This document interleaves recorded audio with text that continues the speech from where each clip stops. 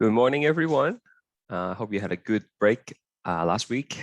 So today we will be talking about lecture 5, which is metabolism. I am going to fill in the study guide with you guys under the assumption that you have watched the lecture recording. Okay. So we probably will have some time afterwards to go through the lab as well. And then we will have a test review next week. Okay, so the test is going to be next Friday, and we will have our next live session on Tuesday next week instead. Okay, so normally we have it on Friday, but next week we're going to have it on Tuesday, 8:30 to do a test review so that you can do the test next Friday. Okay, so I'll remind you again at the end. So here we go. This is the study guide. You can find it on eCentennial. All right. First question. Write the word equation and balanced chemical equation for cellular respiration. So cellular respiration is the main process by which we produce usable form of energy in the body. And the word equation for that is going to be glucose, which is our preferred source of energy, plus oxygen. And that will produce carbon dioxide, plus water. And in the process, all the energy released are going to be captured and used to produce ATP. So ATP is adenosine triphosphate, okay, which is the usable form of energy in the body. Now, as a chemical equation, right, we can change these words into chemical formulas. Glucose is C6H12O6 plus O2, producing carbon dioxide, water, and ATP. And as you learn in chemistry, we have to balance a chemical equation. So if you look at the number of carbons here, there are 6 carbons here. So I need to put a 6 here, 12 hydrogen here, 2. So I have to put another 6. 6 times 2 gives me 12. And then if you count all the oxygen, I would need to have 6 here as well. Okay, so this process can produce up to 36 ATP. Okay, so by metabolizing 1 glucose, we are going to be able to produce up to 36 ATP. Now, what kind of reaction is this? This is called a redox reaction. Redox reaction. So in a redox reaction, basically it involves transfer of electrons. Right? So a redox reaction has 2 parts to it. There is the oxidation part, oxidation reaction, and then there is the reduction reaction. So can someone tell me, oxidation reaction, does that involve losing electron or gaining electron? Anybody remember from the recordings?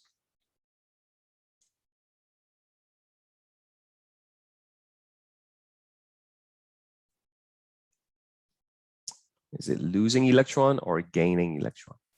Oxidation is losing electron. That's right. Thank you, Nadia. So this is losing electron, and then reduction is gaining electron.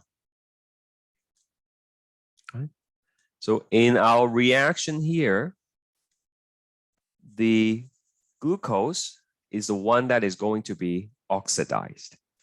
And when you finish oxidizing it, it becomes carbon dioxide. Okay, so glucose is, let me see if I can do this. Glucose is oxidized into carbon dioxide. And so it's giving off these electrons. Where do the electrons ultimately go? Well, the electrons are going to be picked up by oxygen. And once oxygen is reduced, it is going to become water molecule. Okay, so this is going to become water molecule, reduced. Okay, so that's a redox reaction, having the electron being transferred from the glucose onto oxygen. Okay, so I'm just going to give you a quick overview summary of what is going on with the metabolism, and then we're going to fill in more of the study guide. Okay, so again, this is a very condensed version. I know a lot of you have not watched the recordings yet. As I said in the previous announcement, you have to watch it in order to get the full picture of what's going on. Otherwise, you will find the test, difficult. Okay, so here, this is our cell. This is our cell. And in the cell, you will have many mitochondria. So I'm just going to draw one here, mitochondria. It's not to scale, but that's okay. So the mitochondria, we have the outer membrane, right? The inner membrane, and then the matrix in the middle. And out here, right, this is the cytoplasm. Okay. So what's going to happen is we're going to have a glucose. You're going to have a glucose molecule, glucose, that comes into the cell. Okay, maybe you just had a meal and then the glucose is absorbed from the bloodstream into your cell. So what's going to happen is we're going to totally break down glucose all the way into carbon dioxide. But this doesn't happen in a single step.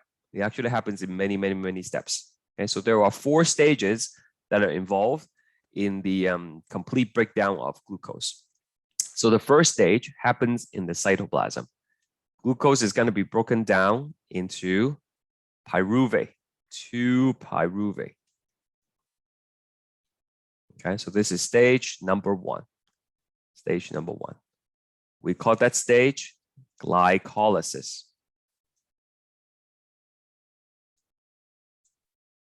Okay, and it takes place in the cytoplasm. So I'll explain a little bit more later what that means. So then the pyruvate will then go into the matrix. Okay, so this is matrix. It will enter the matrix where step number 2 and 3 will happen. So step 2 and step 3 is called pyruvate oxidation. Okay. So from glucose to pyruvate, you rip off some electrons. And then in step number 2, as the name suggests, you will oxidize pyruvate more. So you will rip more electrons from the pyruvate. And then number 3 is going to be what we call the Krebs cycle. Krebs cycle. Okay. Now these 3 steps will give off a lot of electrons. Okay, as glucose is being oxidized in these 3 steps, high energy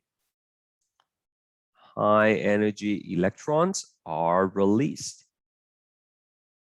Okay, so all these electrons are flying out. And then the final step's going to happen right here in the inner membrane. As you might remember in lecture 3, we learned about the structure of the mitochondria, those little foldings, like the inner membrane is going to fold up like this, right? These foldings, they are called the cristae. And at the cristae, you're going to have the 4th step, okay? These are the steps of cellular respiration, right? Cellular respiration. Okay, so at the 4th step, we are going to have the electron transport chain, or the ETC. Okay. So that's basically it. Now, what's going to happen is, as electrons are being released, something has to capture the electron. Okay? Something has to pick up the electrons and then take them to the ETC, where they will be used to make ATP. So there are these energy carrier. Okay, 2 types of energy carriers in the body. One of them is called NAD plus, and then the other is called FAD. Okay, so what happens is these guys will pick up electrons. Where do the electrons come from? They are released as glucose is being oxidized, right? So all these steps releases electron, and all these electrons will be captured by the energy carrier. Once they capture the electron, they become NADH or FADH2. Okay, so think of them, these are like empty taxis, like Ubers or whatever, and then the electrons are like the passengers. They get on, and then now the cab is full. So these carriers will take the electron to the electron transport chain. Okay, and all those electrons that are captured will be deposited at the ETC, and then this in turns will pump out a lot of ATP. That's essentially the overview of what's happening in cellular respiration. Okay, so like all the details you have to watch the recording yourself, right? But any questions so far before we move on?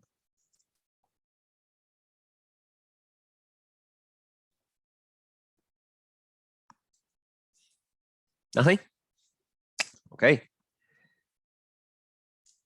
So here, let's fill in this chart.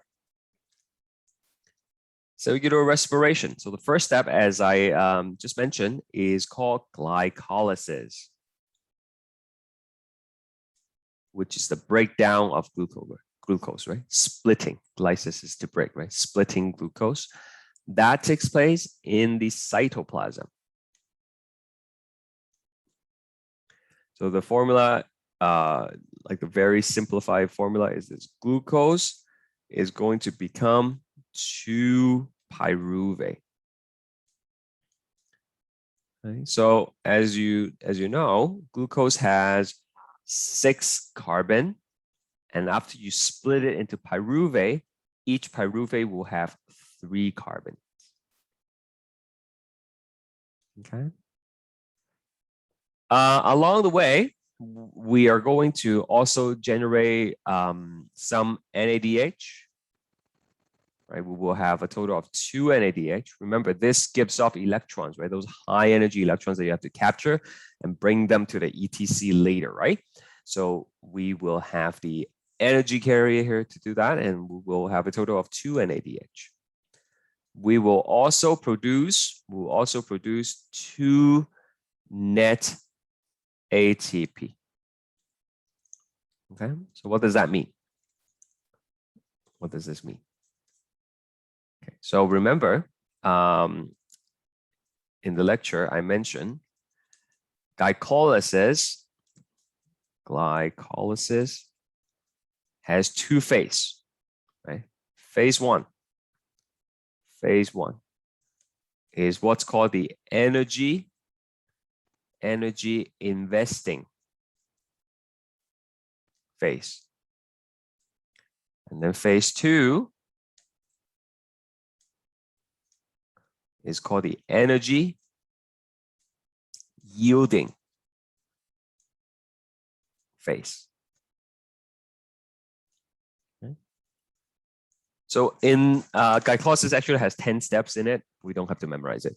The first 5 steps is what we call the energy investing phase, which means you need to, it's kind of like in real world, right? Like if you want to make money, you might have people say, you might have heard people say it takes money to make money. I mean, people invest in stocks, for example, and then they make money afterwards. So you have to input some money upfront first. Okay, so glycolysis is kind of like that. You have to input some energy, right, to make the molecule unstable before you can harness the energy. So in the energy investing phase, you will have to use 2 ATPs. Okay, so you have to use 2 ATPs that will energize the glucose molecule and make it ready for reactions. And then afterwards, the last 5 steps in phase 2, you will produce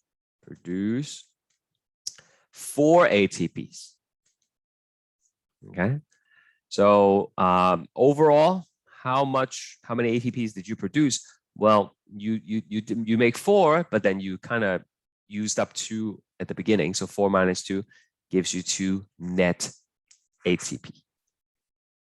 Okay, so that's what it means. So all this happens in the cytoplasm. Okay, number 2, step 2. Step 2 is pyruvate oxidation. So that takes place in the matrix, which is the innermost part of the mitochondria, right? And the key product here, or the key thing that happens here, is the pyruvate.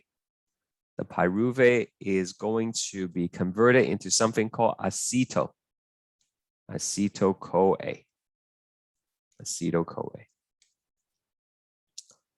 All right, so let me just switch back to the other page for a second.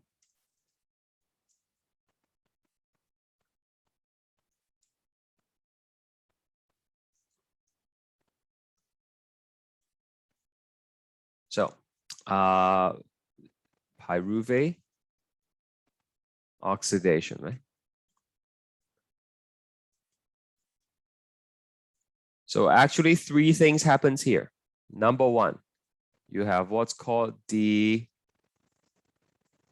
carboxylation, okay, which means you're going to remove 1 carbon dioxide. Okay, so remember, pyruvate has 3 carbons in it, right? Glucose has 6. You split it into 2 pyruvate. Each pyruvate has 3. So now you're going to remove a carbon dioxide from it. Okay, so it's down to 2 carbons now. Okay, and then what's going to happen is, secondly, you are going to release electrons, and then that will generate NADH. Okay, so an NAD plus, an empty taxi will come along, grab those electrons, and then now it becomes NADH. Where are we taking the electrons? Can someone tell me? Just want to make sure that you guys are with me. Where will NADH be taking the electrons after it's captured?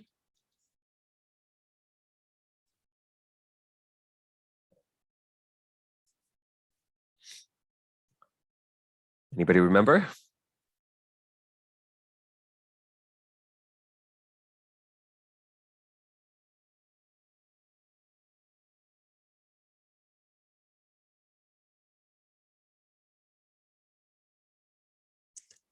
Let's see, and this is cytoplasm. Not quite. We're in the matrix right now, but good try though.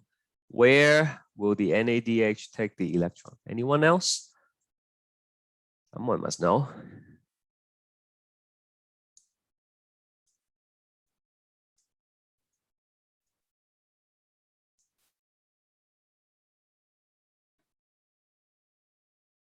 Okay, well, I'm gonna have to go back here. The energy carrier, once they pick up the electron, they will go to the electron transport chain. That's where you will use these high energy electrons to produce ATP. Okay? Back to here.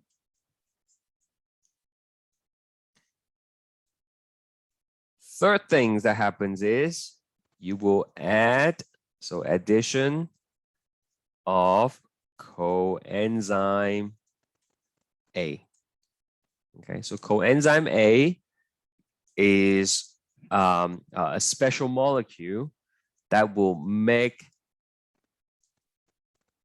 the molecule like the leftover molecule from after you rip off 2 carbon dioxide. It will make the molecule unstable so that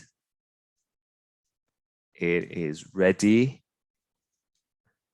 to react further. Okay.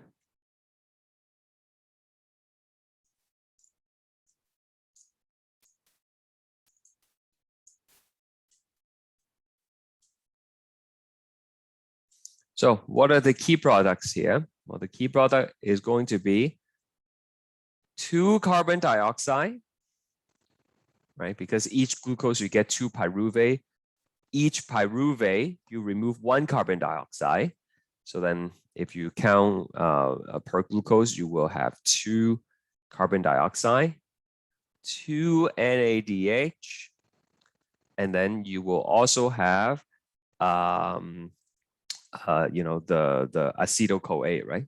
Okay, that is also going to be the product. So we will say 2 pyruvate here, producing 2 acetyl-CoA. So all these products is per glucose. Per glucose. Next phase is the Krebs cycle. Krebs cycle. Okay, also known as the citric acid cycle. You might read that somewhere. And it happens in the matrix. Okay. So a couple of key things to know here for the Krebs cycle. Krebs cycle.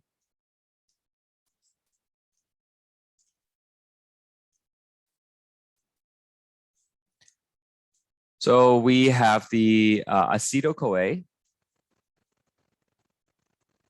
from the last step. This one has, how many carbon does this thing have? Anybody? You don't wanna talk, let's do a poll then. How many carbon does acetyl-CoA have? How many carbons originally from the glucose do we have left? If you think is 2, 3, 4, 5, or 6. How many carbons are left from the original glucose in the acetyl-CoA?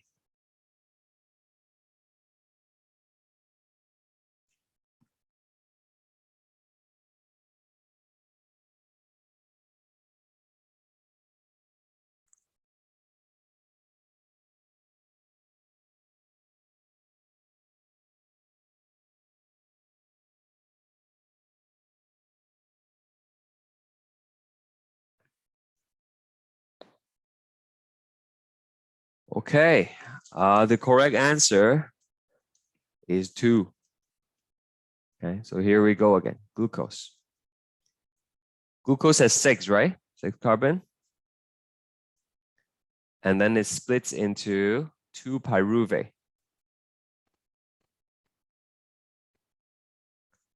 So 3 carbon here, 3 carbon here. Right? 6 divided by 2 is 3.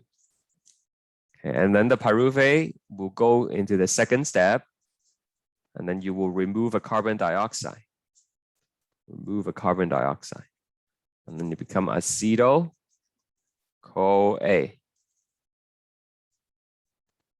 Okay, so 3 carbon, you take away 1 more, 2 carbon.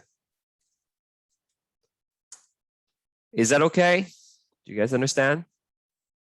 Give me a sign here if If you understand, say yes, or give me a thumbs up. All right, so that's that. Now, back to my explanation here. What's gonna happen to the acetyl-CoA? Okay, the acetyl-CoA, you have two of them. I'm just gonna track one of them, okay? In the matrix, okay, and we are in the matrix now, right, of the mitochondria, there is a molecule, okay, oxaloacetate. It's already there, okay? So this oxaloacetate is going to have 4 carbons in it, 4 carbons, okay? So the oxaloacetate and the acetyl-CoA will combine together to form citric acid, which has 6 carbon. Okay, 6 carbon. 2 plus 4 is 6, right? And then there's going to be a bunch of other steps that which we're not going to talk about. Okay, but what happened is, in some of the steps, you're going to release another carbon dioxide. So it will be down to 5 carbons again, and then you will release another carbon dioxide later. So that will create 4 carbon again. So the cycle is going to regenerate oxaloacetate. Okay, and these carbons that are released, these are the carbons from the original glucose. Okay, and remember, these are oxidation reactions. So as the reaction goes on, you're going to be releasing high energy electrons. Okay, so all these electrons are going to be captured, right? So electrons going to be released. Okay, it's going to get released at various steps. Okay, and what happens is you're going to have a NAD plus coming, grab those electrons, and you're going to create NADH. And I ask once again, where will the NADH take those electrons? You should know by now because I told you 2 times already. Where are we taking the NADH? Where will it go now? Where will it go next?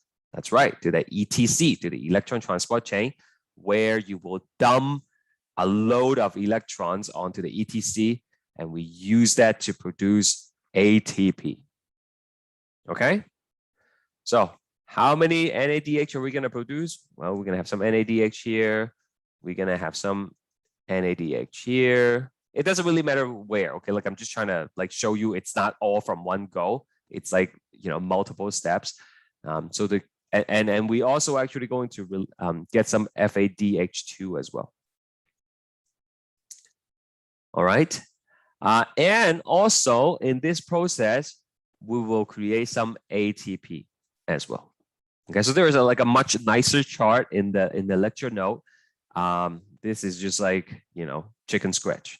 But the key thing here is, you know what? Let me just show you the thing in the picture in the lecture note. Okay, maybe it will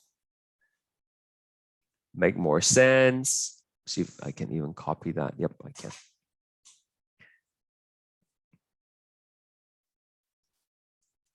All right, so here it is, much cleaner. Right, we have the well, it says acetic acid, but we know it's called acetyl-CoA, right, from the second step. And then it's going to combine with this molecule, right, the oxaloacetate that I was telling you about. So 4 plus 2 gives you 6. And then you're going to rip out 2 carbon dioxide. You're going to create some ATP. You're going to create some NADH and some FADH2, right? These guys will go on to the ETC. Okay? So I want you to know. Okay, look, if you're overwhelmed and then you don't know what you have to know, here's what you have to know. For one spin of the Krebs cycle or a citric acid cycle, they mean the exact same thing. Okay, for one circle, one cycle of the spin, you will get 2 carbon dioxide, 1 ATP, 3 NADH and 1 FADH2. You might ask, are these numbers important for the test? Absolutely. I could ask you, if you spin this 5 times, how many NADH are we going to get? What do you think? Simple math. If you spin this cycle 5 times, how many NADH are we going to get? 15 is correct. And how do we get that? 5 times 3, right? Okay. Here's another question.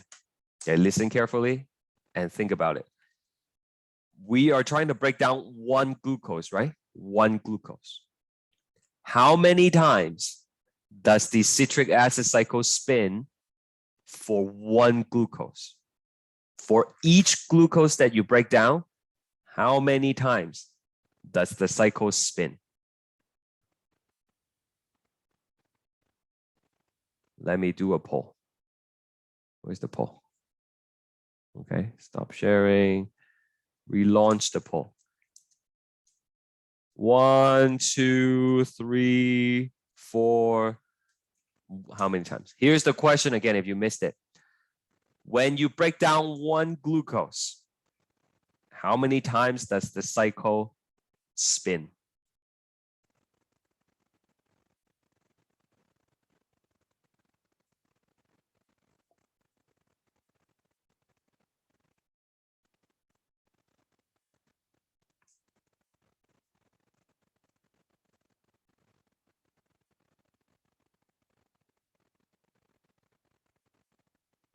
Okay, 2 people have answered. What about the rest of you?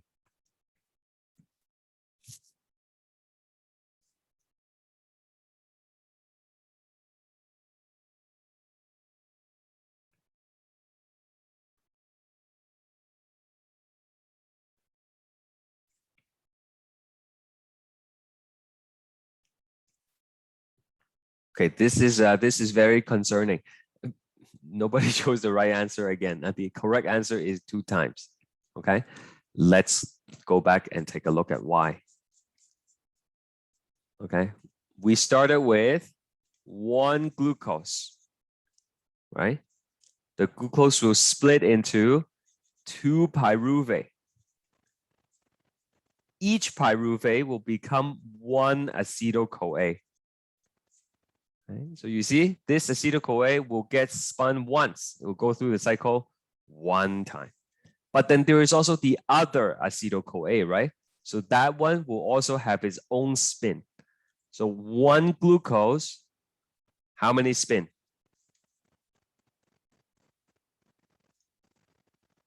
2 spins.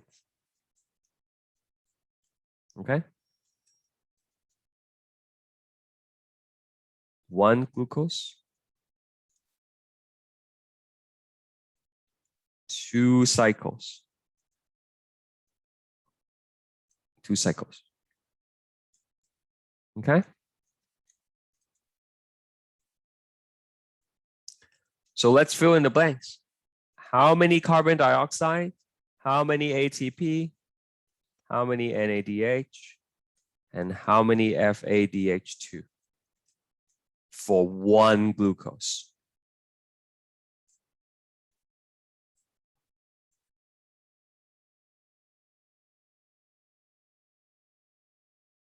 What do you guys think?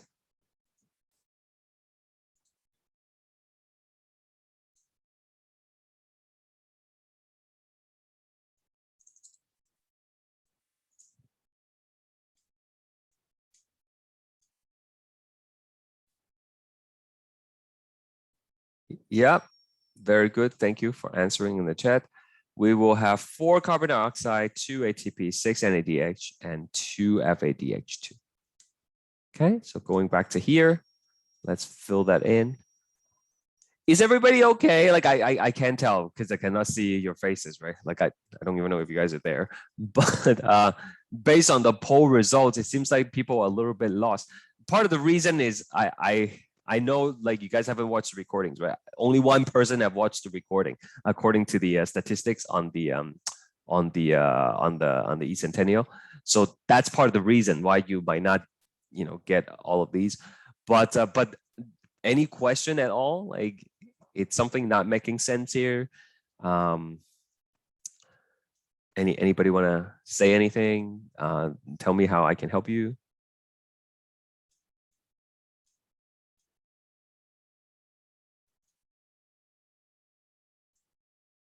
No?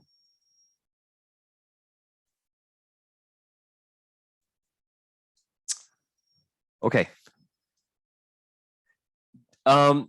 Just curious, do you guys know where to find the lecture recordings? Like, I know I post an announcement, but like, do you guys know where it is? Yeah.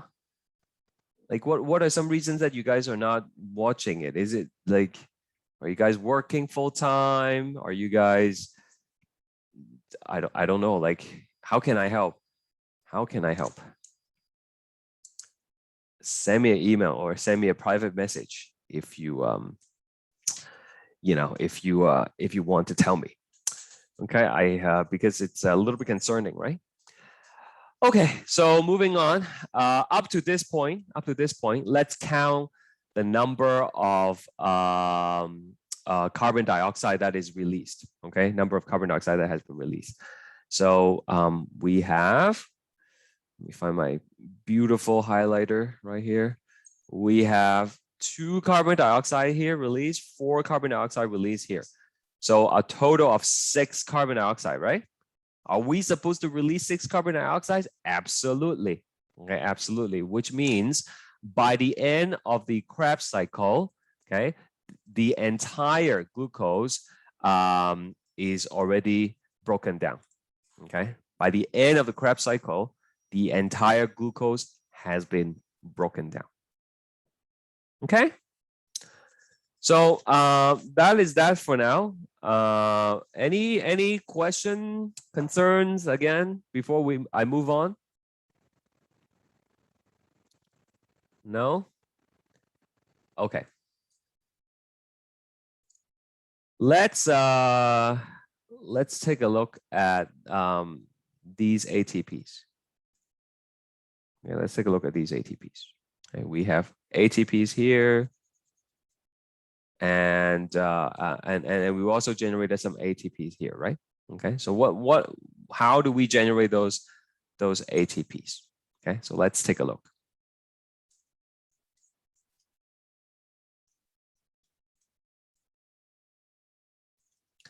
ATPs from glycolysis, step 1,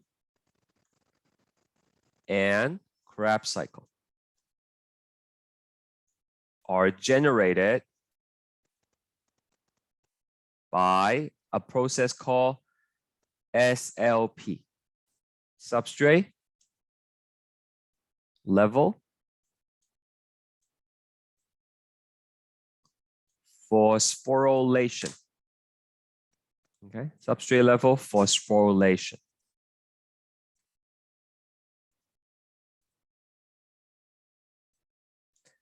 Okay, so what does that even mean? What does that even mean?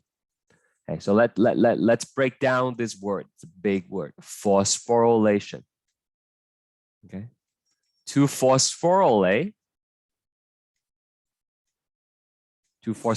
something. Okay, to phosphorylate a molecule is to add a phosphate to it. Okay, is to add a phosphate to it. So I could have a molecule here, whatever the molecule is. And then you add a P to it, add a P. That's called phosphorylation. Okay, phosphorylation. So what is substrate level phosphorylation? We need 3 things. Okay, we need 3 things for this to happen. We need a donor molecule. Okay, also called like a fuel molecule. We are going to need an enzyme. And we're going to need ADP. Okay. We're going to need ADP. So this is what happens. You will have an enzyme. Oops, that's an ugly enzyme. Let's try that again. Okay, you will have an enzyme. We will have a donor molecule, a fuel molecule. Fuel. You know what? I'm just going to put like 1, 2, and 3. So we're going to have the donor molecule here, number 1. We're going to have the enzyme here. And then we're going to have an ADP. Okay, so this is number 3, an ADP, adenosine diphosphate with 2-phosphate, right? So then the donor molecule is going to have a P. And what's going to happen is the enzyme will, let me see if this is going to work. The enzyme will take the P from the donor molecule and transfer it onto the ADP. And as a result, you will get the ATP. Okay, as a result, you get the ATP. Okay, so all the ATP produced in glycolysis and Krebs cycle is through this process. Okay, substrate level phosphorylation. Okay, so it's not a lot. It's not a lot. Okay, you produce 2 ATPs, net ATP from glycolysis this way, and then you produce 2 ATP from the Krebs cycle. So together, only 4 out of the 36 ATP is produced through substrate level phosphorylation. Okay, so that's not a lot at all. Okay, it's like less than 10%, right? Okay, I mean a little bit over 10%. That's what I mean. Okay, so that's that. Everybody understand SLP now? Substrate level phosphorylation. Okay, let's do some polls and see. Let's do some polls and see what happens. Okay, new share, screen number 1.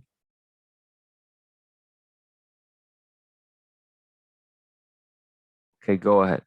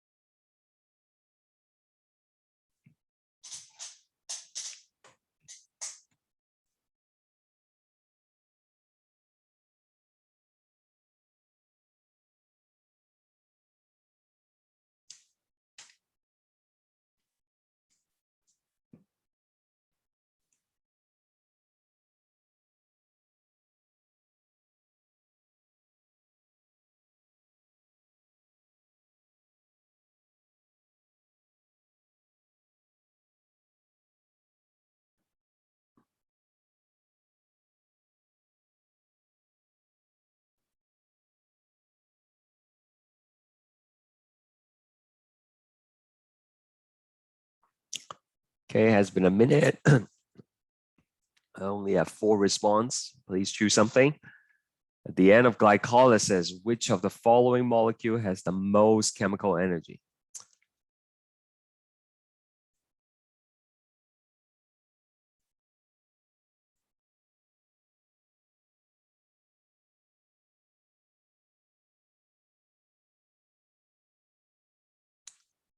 Okay, so the correct answer is pyruvate. Okay, pyruvate. Okay, that's because pyruvate will continue to go on to the Krebs cycle, for example, right? And in the Krebs cycle, as we just discussed, it could generate 3 NADH, 1 ATP, right? So that already has more energy than 1 NADH or 1 ATP, right? Okay, so still a lot of energy locked in pyruvate at the end of glycolysis, and we will continue to harness it as we go on. Okay, let's try this one. I hope you will get the answer. We just talked about this a few minutes ago.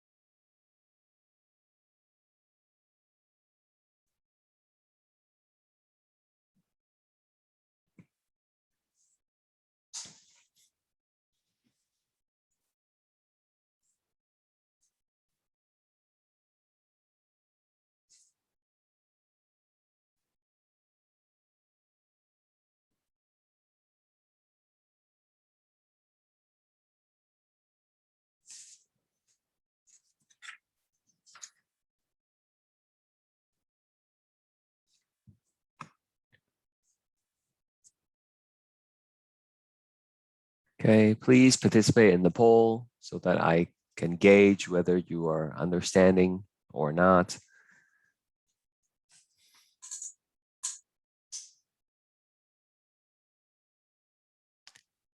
If you do not see the poll, you can just type the answer in the chat box. That works as well.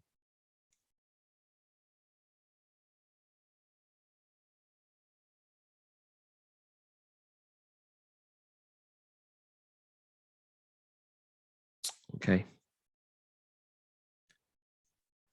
So the correct answer would be glycolysis, right? And Krebs cycle, right? A and C, right? Okay. And also lactic acid fermentation, but we haven't reviewed that yet in the tutorial, so it's okay that none of you choose it. But later on, when I talk about it again, then you will remember. Okay, let's go back to the note here, and we will continue. Okay, so then we're gonna go to the ETC. We're gonna go to the electron transport chain. And again, this is per glucose. I should mention that. So at the electron transport chain, it's gonna happen at the cristae, which is the inner mitochondrial membrane, right? Inner mitochondrial membrane. So we will cash in all our electrons right now, and we will get a total of 32 ATP. I'll show you the math after. We will get water molecules, okay, 6 of them. We will get our NAD plus back, and then we'll get our FAD back. Okay, remember the NAD plus became NADH when it picks up the electron, right? Okay, so once you go to the ETC, electron transport chain, and release the electron, it will go back to the NAD plus. Okay, so then the NAD plus will go pick up more electron and come back. So it's just like a shuttling surface between the first 3 steps and electron transport chain. Okay. So again, any question before we move on? Is there any confusion as to what the numbers are and how do we get those numbers? All right. So let's take a brief break and let me tell you about something else first. The test. Okay, so the test is going to be the information is on eCentennial. Okay, so the test is going to be next Friday. All right, so I know some of you work, and so instead of the usual 10 to 10 time frame, I increase it from basically 6 a.m. in the morning all the way to midnight. Okay, so you can have 80 minutes for this test, and the test will have questions about lecture 2, 2, 3, 4, and 5, as well as the lab. Okay, here's the link for the test, and then here are the questions. You will have 10 questions from lecture 2, 8 questions from 3 and 4, so like 16 in total here. Lecture 5, which is the one that we're doing right now, the one that you haven't been tested on before, that's going to be 20 questions. You will have 4 questions from the Beetroot Lab, which I'll take up later today. And then you will have 10 application questions, mix and match from all these lectures, okay? I've decided to take out the multi-select question for this test because, as you probably know, if you read the announcement, right? Like the average has not been, the class has not been performing too well on both quiz as well as the lab. The lab was meant to boost your grades, but that didn't really happen. So I'm taking away the multi-select questions to hopefully give you an advantage to allow you to boost your grade a little bit. Okay, so that's what's expected. There's going to be a total of 60 questions here, I believe. So 60 marks, 20% of final grade. If you're registered with CALS and you have not let me know yet, please do so that you can receive proper accommodation. Okay, and for those of you who didn't know, okay, you should check this homepage like a couple times a week. Right? That's how your teacher communicates with you, right? So if you just click on the watch lecture recordings link, it will take you to this page, and then these are the recordings, right? Okay, so you can click on it, and then it's just a recording that I post on YouTube, right? So you can save it on your phone, and then you can watch it later, right? Watch it when you are having a break at work or something. Watch it if you are on the bus.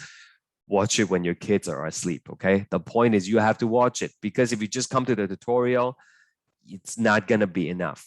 Okay, and if you just download the PowerPoints, which is what some of you are doing, and you read through the slides, that is not enough as well. Okay, I know the passing grade for this course is 50%. Okay, if you get over 50%, you are going to go on to the next semester. Okay, but next semester you are going to have to take anatomy and physiology, which is kind of like the second semester version of biology. Okay, now that course is hard. Okay, this course you only do 4 hours a week, right? But that one, it's like 6 hours a week, and it's so much harder, right? I know, because I also teach it, right? And if you only get 50% in this course, you will not do very well in the next one. Okay, you're likely to fail. So and if you're trying to go into nursing program, for example, that requires you to get a minimum of 70% in the next biology, as well as chemistry and math, right? And English too, I believe. Okay, so if that's your goal, if you want to go into a nursing program or other health-related profession, I think that's where you guys want to go, right? That's why you're in the pre-health program. Then you need to get at least 70. Okay, which means in this course you want to try to get as high as possible. Okay, so that's my 2 cents. Hopefully, things will change and turn around in the second half. There's also the study guide, if you don't know where to find the study guide.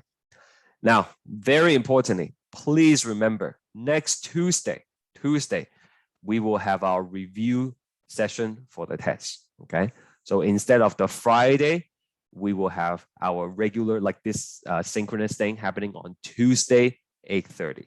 Okay, after today's class, I will post the recording for the tutorial, and I will post a study guide as well as a practice quiz for you to do for the test. Okay, so make sure you have a chance to look through those things before you come on Tuesday. All right, I will send out a reminder email again on Monday, but that's that. Any question about the test before we get back into our lesson?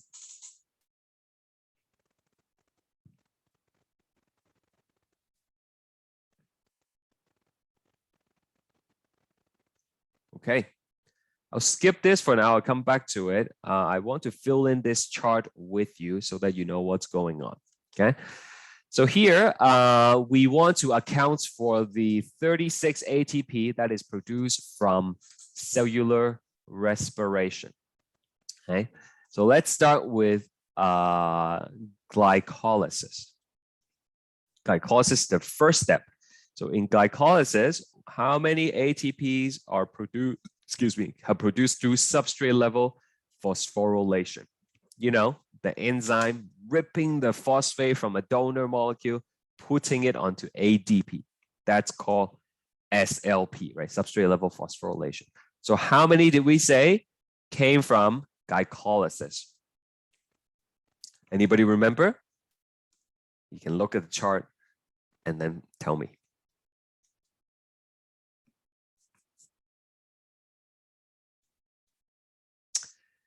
If you're thinking 2, that would be the correct answer. 2 net ATP. You invested 2, you produce 4. So in total, you make 2 net ATP through the process of substrate level phosphorylation.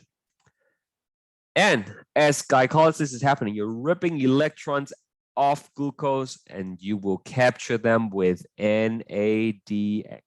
Okay, so 1 glucose will produce enough electrons to fill up 2 NADH. Okay, 2 NADH. Now, these NADH are actually in the cytoplasm. If you remember, glycolysis happens in the cytoplasm and the ETC is in the mitochondria, right? So it means the NADH must cross the membrane into the matrix. But the NADH cannot do that, okay? And we don't have a transporter for it. So what's going to happen is only the electrons will be passed on, and then there is going to be a FAD in the matrix to pick it up, so that the electrons that are captured from the NADH will be transferred onto a FADH2.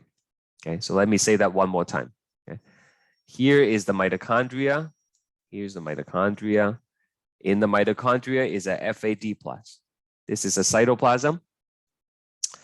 In the cytoplasm, you generated the NADH. So NADH cannot go into the matrix. NADH cannot go into the matrix. Access denied. So instead, what's going to happen is it's just going to kind of meet here at the membrane, and then the NADH will become NAD plus again, giving off the electrons.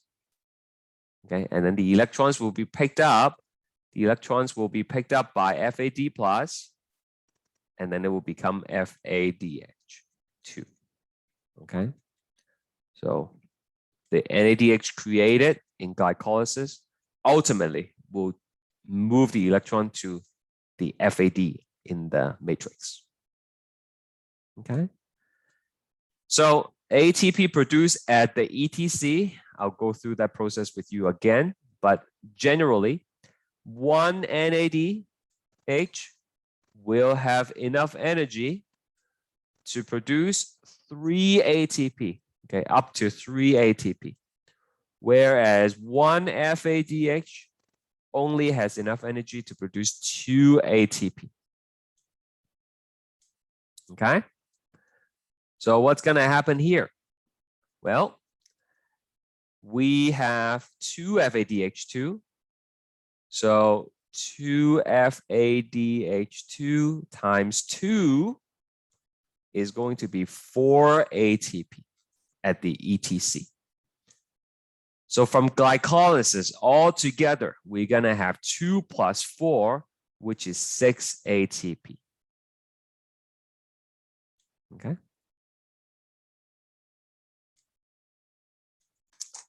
Questions? Now is the time to ask if you need clarification.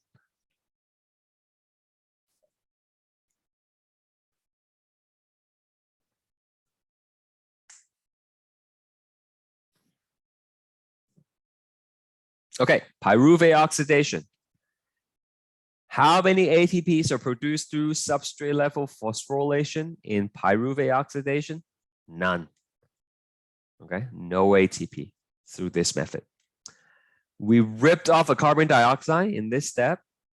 We are going to rip off electrons, and those electrons are going to be captured by NADH again, 2 of them. Okay, oops, NADH. And then we're going to add the coenzyme A, right? Now, these NADH are already in the matrix because the pyruvate oxidation happens in the matrix, so no transfer is necessary. So we'll have 2 NADH multiplied by 3, right? Told you each NADH can have enough energy to produce up to 3 ATP. So 2 times 3 is 6 ATP. So if you add it across, we have 6 ATP. Krebs cycle, we have 2 ATP from SLP, substrate level phosphorylation. Each glucose will produce 6 NADH. If you don't remember where these numbers came from, you can look at the first page of the study guide. Okay. So over here, how many in total? Okay, please do the math. Take a calculator, take out your phone, use your mental math. Tell me how many, what number should I put here? Please tell me.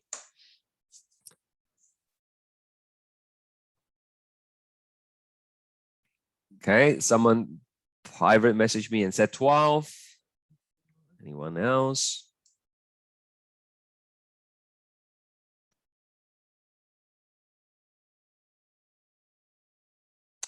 I also get 22, 14, 22. Anyone else?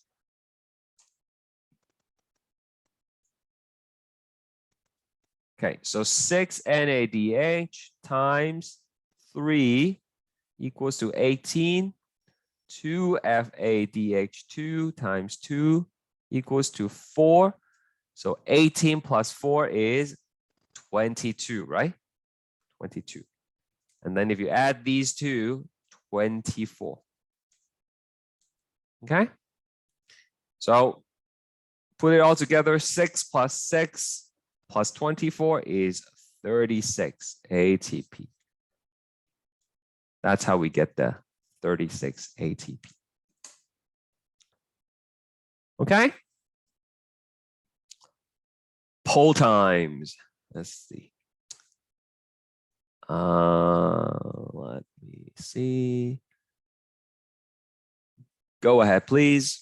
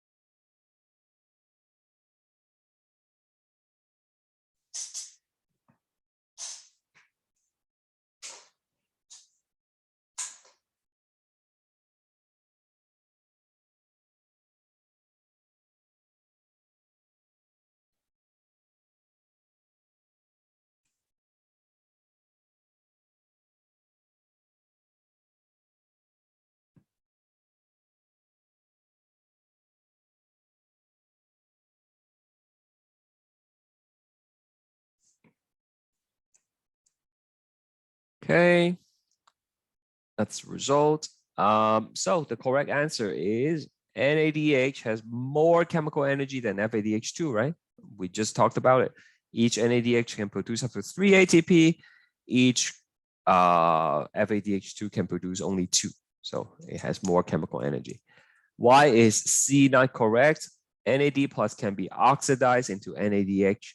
So remember, NAD plus is the empty cap, right? The NADH is the one that's full, and the passenger is the electron. So the NAD plus must pick up an electron to become NADH. When you gain an electron, it is called reduction, not oxidation, right? So NAD plus can be reduced into NADH. You might have heard of this in high school, right? Like LEO and what's the other one? GER, right? Loss of electron is oxidation. Gaining electron is reduction. Okay, so like that's the acronym that helps some people to remember. LEO, GER. Okay. And glycolysis needs NAD plus, right? Something needs to capture those electrons, otherwise it will not occur. Okay, let's try this one.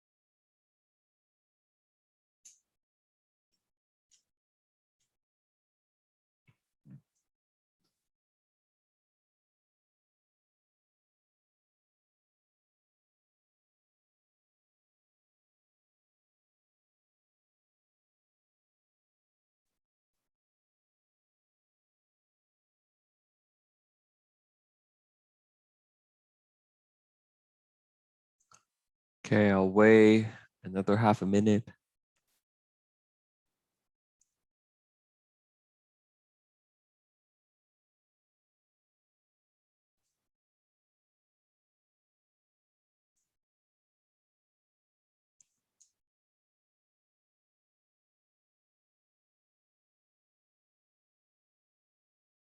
Anyone else?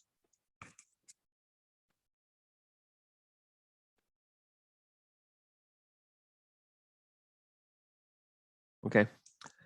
So it's too thick.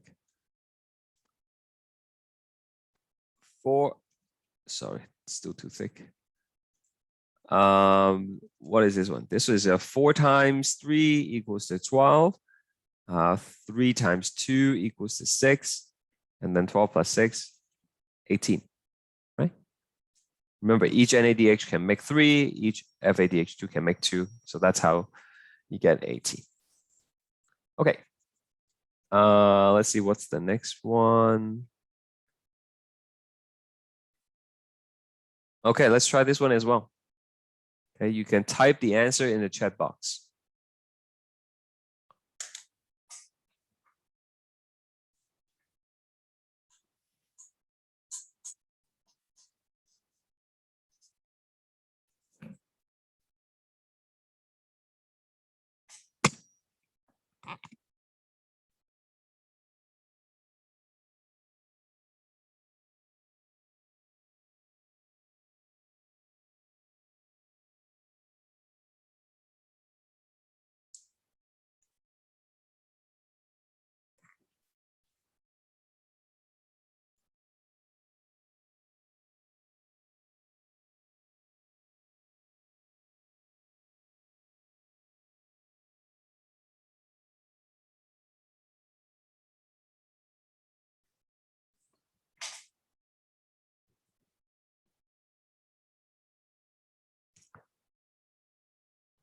Okay, you don't just count the ATP being produced, right? You also have to take into consideration the NADH and the FADH2, right? So it's not just 10, right? Okay, you have to consider, you know, all those energy carriers that are going to the ETC as well.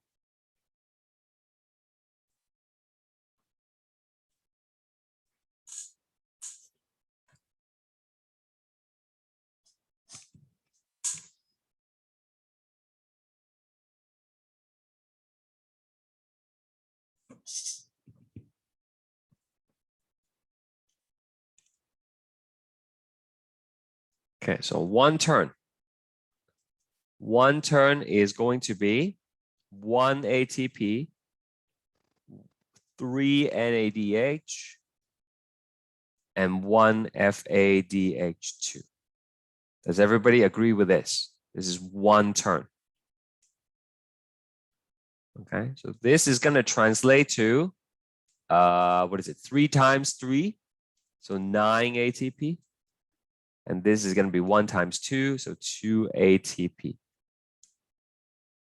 So if you add them all up, that's 12 ATP for one turn.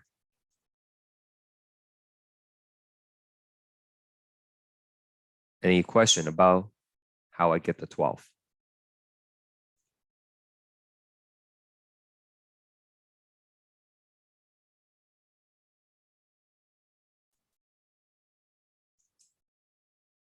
Okay. Times 5, because you do 5 turns. So that's 60 ATP. Right? 12 times 5 is 60. So practice doing these because you know, this could be a multiple choice question, right? On the test. Right? Yeah, what I would do is just get really comfortable with calculating for one turn, and then like one turn is a dozen basically, and then you just multiply by, you know, whatever turns. Okay. How about this? Let's try another. What about I say 3 glucose? 3 glucose. Okay, 3 glucose. Number of ATP from Krebs cycle. if I just look at the Krebs cycle for 3 glucose, how many ATP are we going to produce?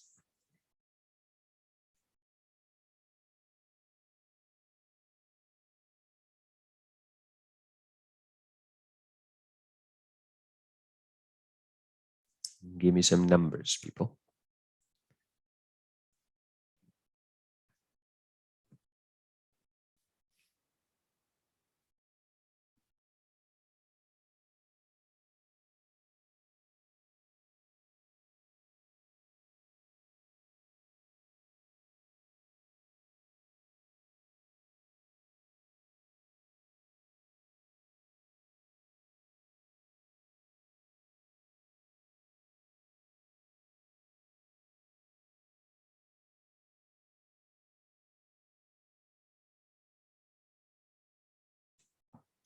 Okay, we have 180. Anyone else?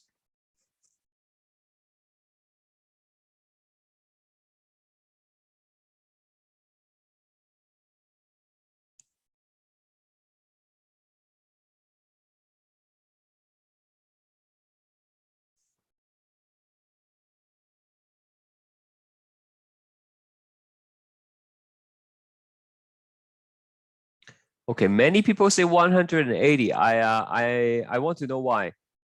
Okay, someone says 72. Okay, 72 is the correct answer. But I want to know how people get 180.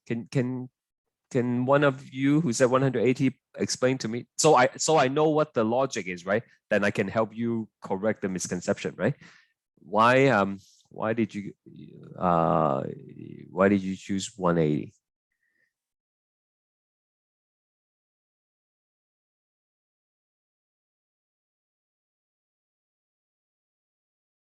Did you guys do 60 times 3? Is that what you did?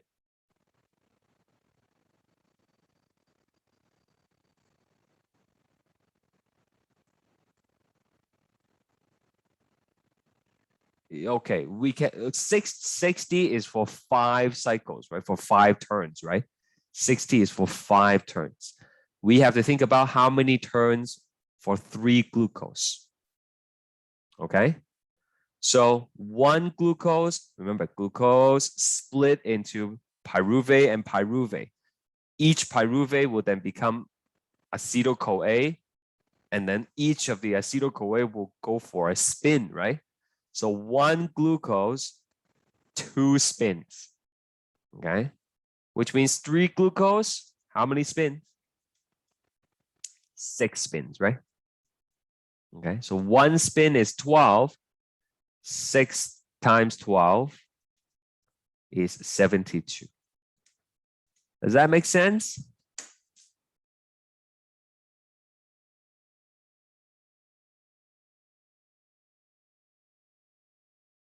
Okay. All right. I will erase these for my next class.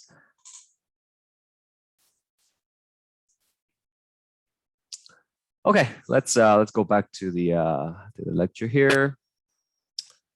So what exactly happens at the electron transport chain? Okay, let's quickly talk about that.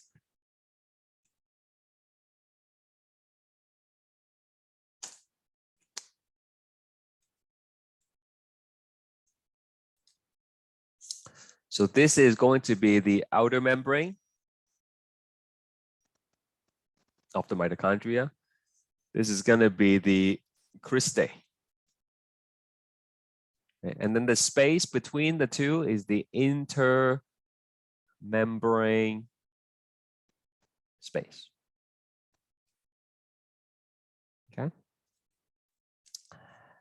Now, in the cristae, embedded in the cristae, it's a membrane. So you will have a bunch of membrane proteins.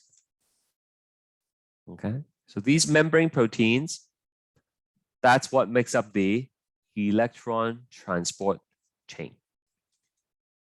Okay, electron transport chain. And this is the matrix, right? Matrix. Okay, so this is what's going to happen. We're going to have a NADH that goes on to the first protein in the ETC, and it's going to deposit its electron. Okay, so the electron is going to come off, and then it's going to go onto the first protein. So once the electron gets off from the NADH, it's going to turn back to NAD plus again, right? So the NAD plus will go back to the Krebs cycle or to the pyruvate oxidation and pick up more electron. This electron will then slide down the electron transport chain. Okay. As the electron goes down the ETC, we harness the energy from that electron. Remember, all these electrons are like fully charged batteries, right? Full of energy. So we're going to harness that energy as the electron gets passed down the ETC. What do we use that energy for? Well, we're going to use that energy for pumping H plus from the matrix into the intermembrane space. Okay, so another NADH will come, and then you will pump more, and then you will pump more.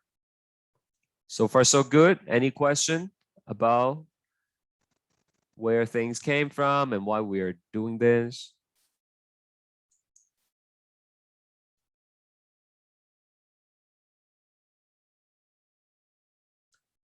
Okay. FADH2 has less energy. So instead of dropping the electron at the very first one, it will drop it later on. Okay, it will drop it like at the second one or something. So it doesn't pump as much H plus. Okay. So over time, when this keeps on happening, you will end up having a lot of H plus in the intermembrane space. So this is going to be high concentration of H plus, right? So like lower pH actually, right? Lower pH because of all the H plus. Now they really want to come back in, but they can't because the membrane will not let charged particles go through, right? We learned that in lecture 4. So there is a special protein that looks like a doorknob. It actually does, called the ATPase. Okay, ATPase, or sometimes ATP synthase. Okay? So what happens is all these H plus, they cannot go through the membrane by themselves because it's charged.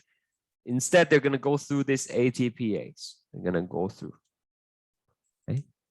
As the H plus comes back in, the ATPase will turn. Okay? Kind of like water going through a water wheel, it will turn the wheel.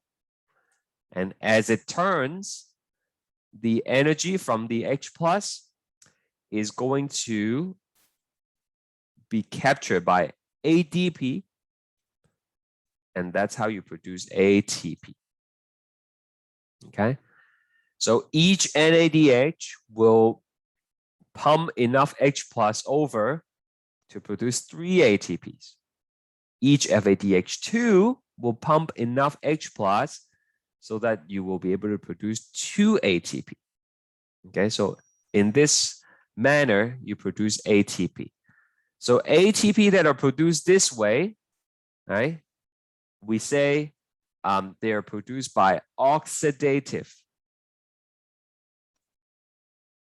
phosphorylation. Okay, so again, to phosphorylate is to add a P onto something. So here we're adding a P to ADP, creating ATP.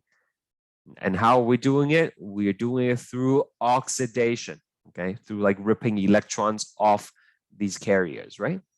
Okay, so a majority of the ATP are produced this way. If we go back to the chart, you can see this column is basically, this column here is basically all the ATP produced through oxidative phosphorylation, right?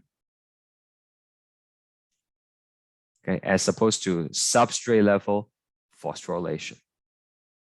Okay, so a majority of the ATP produced in cellular respiration is by that means. Okay. Now, one more thing. If oxygen is available, O2 is going to pull that electron from the bottom, from the last protein in the ETC, and then combining it to make H2O. Okay, so oxygen is called the final electron acceptor. Okay, think of it like this. Okay, like at the park. The park, there's a slide. Okay, like if a kid slide down, right, and then if the kid like stays there, then the next kid cannot go, right? So oxygen is like the parent.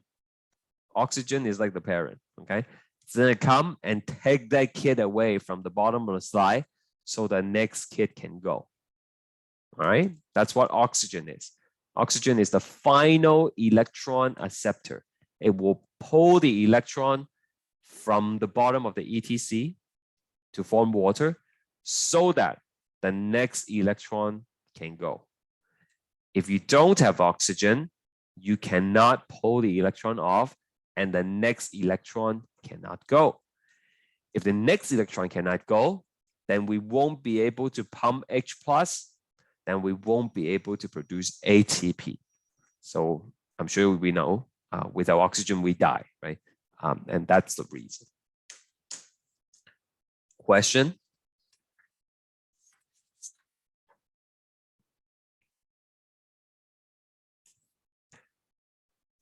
Okay, well, let's go back to the study guide.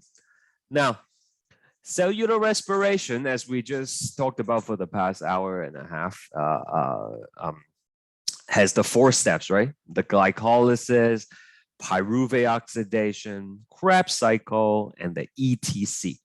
The last 3 steps cannot happen if we don't have enough oxygen. Okay, so a situation arises when you have more oxygen demand than there is supply. Okay, so when oxygen demand is greater than oxygen supply, okay, then step 2, 3, and 4 does not happen. Okay, so glucose will break down into pyruvate, but if you don't have enough oxygen, those pyruvate will not go on to do the rest of the stuff that we talked about. Instead, it is going to do what we call fermentation. Okay, so fermentation happens when oxygen demand exceeds oxygen supply. An example is like, you run as fast as you can, right? Full speed. How long can you sustain that? Probably not very long, right? Like maybe a minute, 2 minutes, okay? And then your muscle's gonna give up, right? Because when you're running at full speed, the oxygen demand is going to be very high for the muscle. And then at some point, is going to exceed what you can supply. And so your muscle cannot keep up with the ATP demand and it switched to fermentation. Okay? So fermentation occurs when you don't have enough oxygen. In fact, you don't need oxygen for fermentation to take place. So this is called anaerobic respiration, as opposed to aerobic respiration, which is the stuff we were talking about for the first half. Okay, so there are 2 types of fermentation. We humans, we do lactic acid fermentation. Okay, so like human muscle cells. Okay, in the scenario that I described, okay, you are running at full speed and you cannot keep up with the oxygen supply. So when does it happen? Right, O2 demand exceeds O2 supply. Okay, during strenuous exercise. The whole thing takes place in the cytoplasm. And what's going to happen is, okay, you will take your pyruvate and you will break it down into lactic acid. So 2 lactic acid.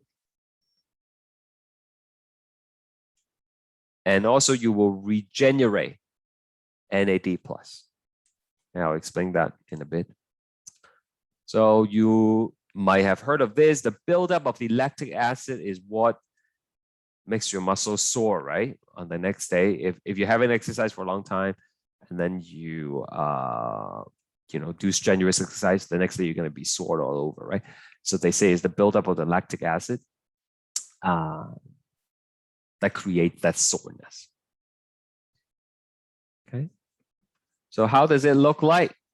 Let me skip to the 3rd page here. There's a diagram here. Okay. So let's do the lactic acid fermentation. That's the one that we do. Okay, humans, animals do it. So the first step is the first part is glucose becoming 2-pyruvate. Okay, and in the process, you will generate 2 net ATP, right? So this is not fermentation yet. This is just glycolysis. Okay. Now, glycolysis, as you know, you should know by now, it also releases electrons, right? So those electrons will be captured by NAD+, 2 of them, to create NADH.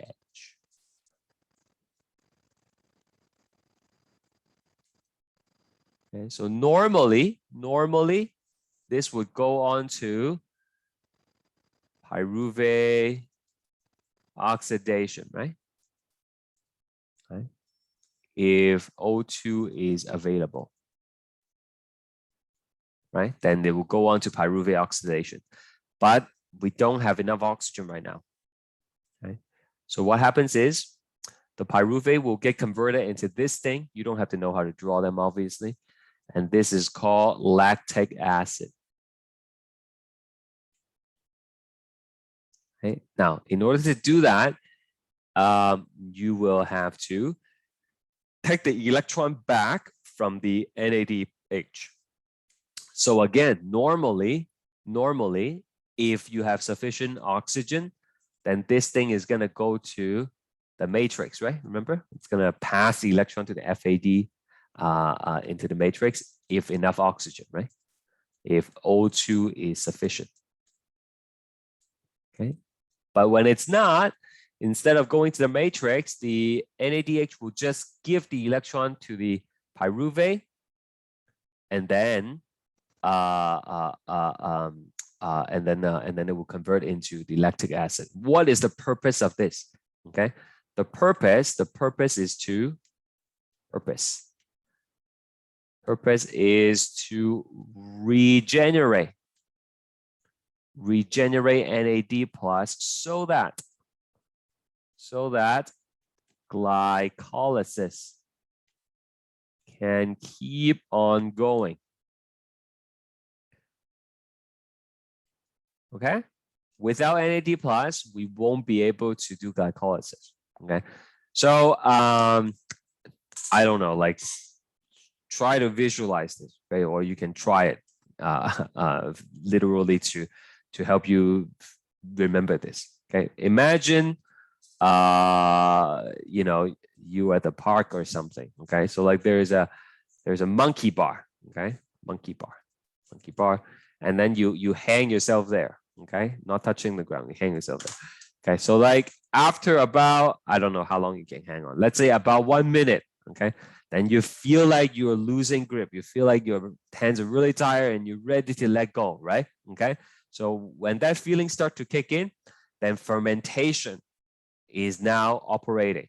Okay, so you're hanging in longer even though you're hurting. Okay, so during that time, the muscle in your arms are not receiving enough oxygen and they switch to lactic acid fermentation. So what keeps you going for those extra 30 seconds, right? So and then you do the extra 30 seconds, right? That's the 2 ATP from the glycolysis, right?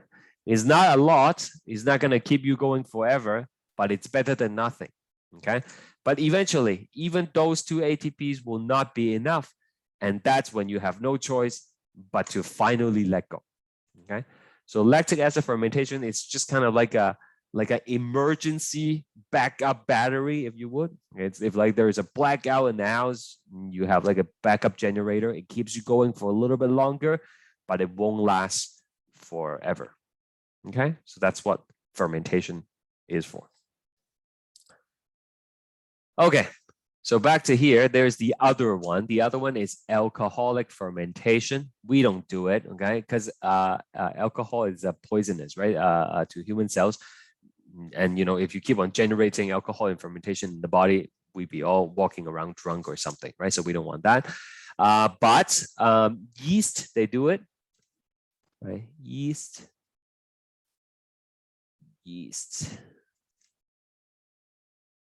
And then some bacteria, they do it as well. Okay, so when does it take place? Almost all the time.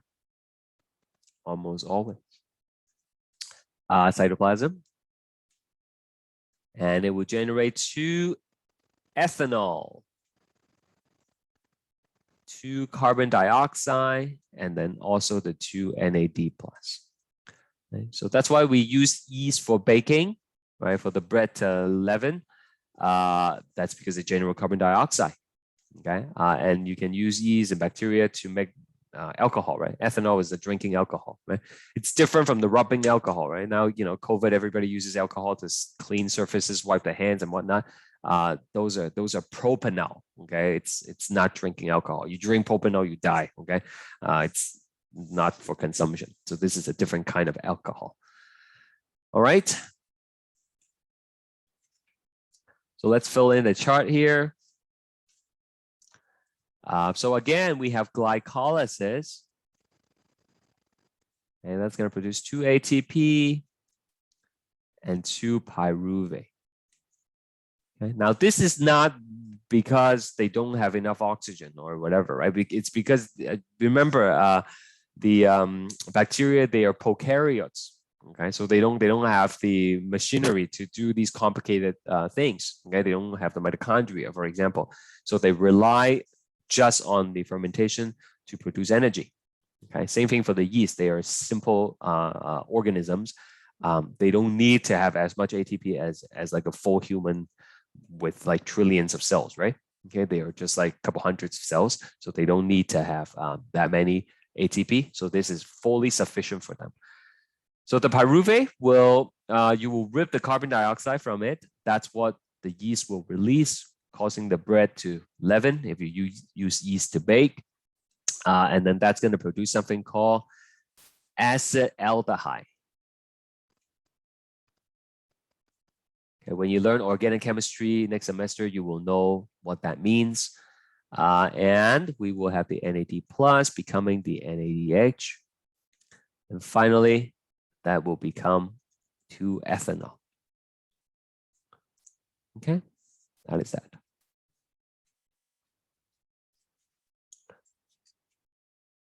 Okay, you can go through these long answer questions when you have time, and we can take up the application question on the review. Here are some matching terms. I'm just going to put the answer down for you. You can check yourself later when you have a chance to work on it yourself first. Okay, so you can take a picture, take a screenshot, and then actually I'll post this on the, on eCentennial, right? Where you can find all the previous ones, right? If you don't remember, here it is. If you go to content, there is a folder called study guide answers. So I'll post it here. Okay. All right. That is that for today's tutorial. Let's take up the lab because the lab is going to be on the test as well. Even though only 4 questions, but nevertheless, we should take a look. So the lab was poorly done, not just for your class, for my other class as well. I'm not sure why.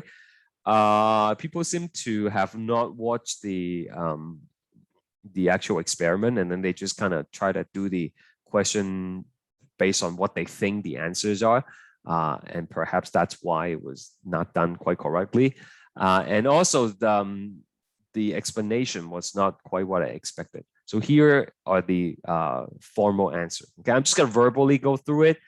Do stop me if you want me to clarify what I mean by something. So here we go. What is the purpose of this experiment?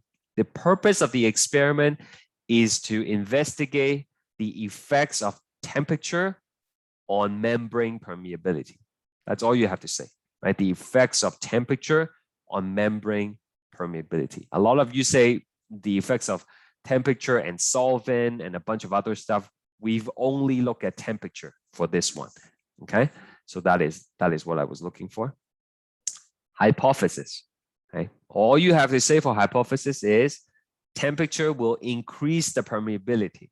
Or if you think temperature will decrease the permeability, that's okay as well. Or you can say the temperature has no effect on the permeability of the membrane. That's all you have to say, right? A lot of you lose marks because you either say permeability will affect the temperature will affect the permeability, but you didn't say how, right? Is it going to increase? Is it going to decrease? You must specify, right? And some of you wrote a question like, does temperature affects the permeability? Question mark, right? That's not a hypothesis. Hypothesis should not be a question. It should be a statement. Dependent variable. That's the one that you will be measuring or observing. So in this case, the dependent variable is going to be the color intensity in the test tube. Okay, so color intensity, right? Some of you put percent absorbance, which is okay as well. Okay, but then really we are assessing the color intensity, right? The percent absorbance is just a way to do it, right? So color intensity is the dependent variable. The independent variable is going to be temperature. Okay, it's the one that we're going to be changing. Right? We're looking at all these different temperature, right? 0 degree, 20 degree, 40, 60, 80. Those are the independent variables. Why is beetroot chosen for this experiment? Many people did not answer this properly. So it's chosen because yes, it has the pigment, right? The betaline, right? That pigment is very easy to observe. Okay, you can visually tell whether it's leaking out or not. Okay, so why not carrots or tomatoes? Well, a couple of things. Carrots, the color is not as obvious. Okay, if you ever soak carrot in water, you know the color is very faint, right? Okay, and why not tomato? Well, tomato is again the color is an issue, and number two, tomato is very watery, right? If you ever cut tomato, you will know it's not easy to create same size cubes as we could for beetroots. Okay, so that's what I was looking for. Safety precautions. This should be a giveaway, but a lot of you just, instead of listing out the precautions, you just list a bunch of stuff like test tube, hot plate. Like I'm not sure what you mean by that, right? Like you what about the hot plates, right? Like so like be careful when you handle the hot plates, but don't touch the surface. Always assume it is hot, right? Tie your hairs if you have long hair. Wear goggles, and you know, have like a clear workstation bench. Make sure it's not cluttered. Wear a lab coat, that kind of stuff. Okay. Here it's asking you what is the control. The control is the one that you compare everything to, is the one that you have not manipulated. Okay, so the control for this experiment is the 20 degree Celsius test tube. Okay, many people say that zero is not the control, because to get to zero, you actually have to like make the water colder, right? Okay, so you manipulated it in that sense. So that's not the control. What is the significance of having a control? By having a control, you can compare it to all the other temperatures, right? Okay, if I only have 60 and 80 and 40, and they are all red, how do I know that's not what they are supposed to look like normally? Okay, like I have to have a normal to compare to in order for me to see if the changes are actually because of the temperature or not. So by having a control, you have something to compare to. That's what you have to say. Okay, what needs to be taken into consideration when cutting the beetroot? You have to make sure that the size are the same, right? You have to make sure that the thickness are the same, right? So all these things, the keyword I was looking for here is standardized variable. Remember we talked about this in lecture 1 when I say, you know, you test 2 groups of cows, what are the standardized variable? And you guys say things like, you know, make sure they're all healthy, they live in the same environment, right? You feed them the same time of the day. These are things that we keep consistent between the different experimental groups so that we know whatever difference we observe in the end, it's not caused by these variation, right? So in the same way, when we cut the beet roots, we want to make sure that they're the same size, same thickness from the same beet, same plants, right? Then we know if we see a color difference in the end, it's not because I use a different size or if I use a different beetroot, okay? It's because of a temperature, okay? So standardizing variable, that's what I'm looking for as a keyword. Why is it necessary to rinse the cut beetroots? Almost everybody got this because when you cut it, you damage the cells, some of the pigment leaks out. So you want to rinse those off before you dump it into the test tube. This is another difficult one. Why is it important to leave the beetroot submerged in the water for 20 minutes? Okay. Why not longer? Why not shorter? Okay. Many people say you have to wait for the temperature to reach the you have to wait for it to reach the desired temperature. Okay. But that's not what I'm asking. Okay. The test tube was already in the water bath before. I'm asking you, after you put the beetroot in, why do you have to leave it in there for 20 minutes? Here's the answer. You want to leave enough time for the color to develop. Okay, if you leave it on too short, then you might not see enough of a difference. Okay, like if you leave it in for just like 1 minute or something and you take it out, then the color intensity for the 40 might look very similar to the 60 because you haven't given it enough time for the color to come out yet, right? Okay.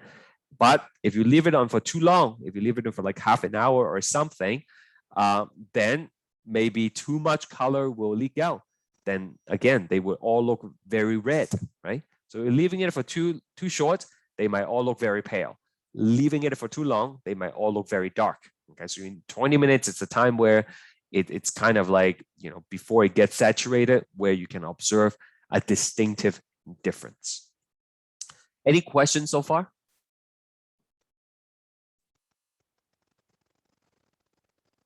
Okay, observation. Describe the correlation. Okay, 1 mark, and then this is an example of a qualitative analysis. Explain what that means.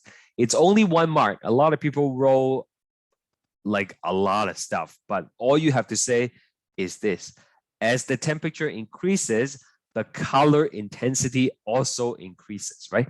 That's basically what you can see from here, right? Okay, it's not very red, okay, and then not very red, and then it keeps on getting like more and more intense as the temperature increases. That's all you have to write for the first one. This is a qualitative analysis. Explain what it means. We learned this in lecture 1. Qualitative observations are the ones that you make with your senses. Okay, so this is observation based on just using your eyesight. Okay, you're looking at the color. It's a subjective description. There's no numbers associated with it. Okay. In this experiment, how was it measured quantitatively, right? So then you say we use the in the video they call it a calorimeter, right? Okay, COLORIMETER, calorimeter, right? Or in the lab I call it a spectrophotometer, right? Similar concept. We use a machine to measure the color intensity. What's the relationship between absorbance and color intensity. Again, a lot of weird stuff that I got. Probably people pull it from the internet, but it's very simple, okay? The more intense the color, the higher the absorbance, okay? So you have a tube, and then you pass green light through it. If it's red actually absorbs green. I'm not sure if you know that, but they do, okay?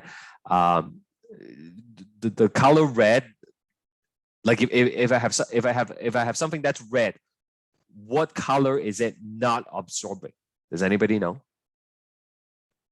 You know, like light, right? Light is rainbow color, right? With all the rainbow color, red, green, orange, whatever. So if I have a tube of red, or you know what? Let's use this folder. This folder is green. So what color is it not absorbing? Does anybody know?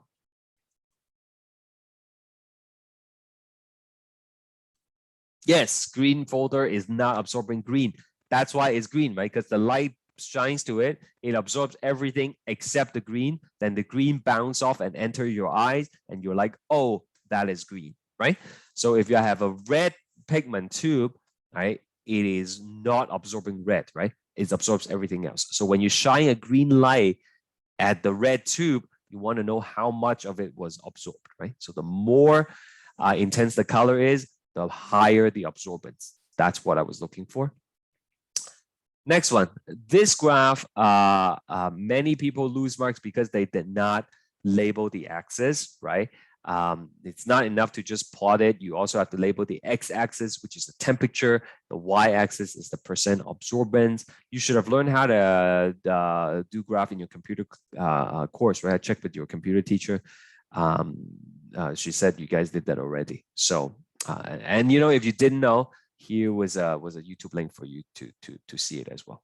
Okay, and you should be using a line graph to represent that. Okay, a lot of people give me a pie graph, which is not, doesn't make sense, right? It's not, a pie graph would be something you would use to say plot the grades of everybody on the quiz. Okay, then you would know, like, you know, 24% of the people got A plus, whatever, right? Like a pie chart. This is best done either with a bar graph or a line graph.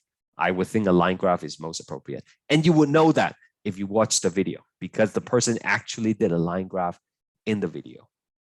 Okay, analysis. At one temperature, does the absorbance peak? 60 is the correct answer. Right? If you plot the graph out, you will see after 60, it kind of plateaus a little bit. Do you expect the temperature where the absorbance peaks would be the same for the membranes of other plants, like a red cabbage?